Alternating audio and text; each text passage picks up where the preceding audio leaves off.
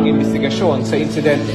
Manubela, ito ang araw-araw naming hawak. Hindi namin alintana kung kami mapapahamak. Para sa pamilya ay amin na lang titiisin. Nagugutuman sa daan ngunit kailangan tiyagain. Madalas din nakutsain na amoy pawis at mabaho. Pasensya na kayo bilad sa araw magtrabaho upang ang pangangailangan nyo ay aming mahatid. Kahit puyat sa biyahe di kami pwedeng dumaing. Tanging lakas lang ng loob ang baon sa pagpihit. Tiwala sa taas, diyan kami laging kumakapit. Sa minimum na sahod aming pinagtiyagaan. Pag minalas-malas pa matitiketan sa daan.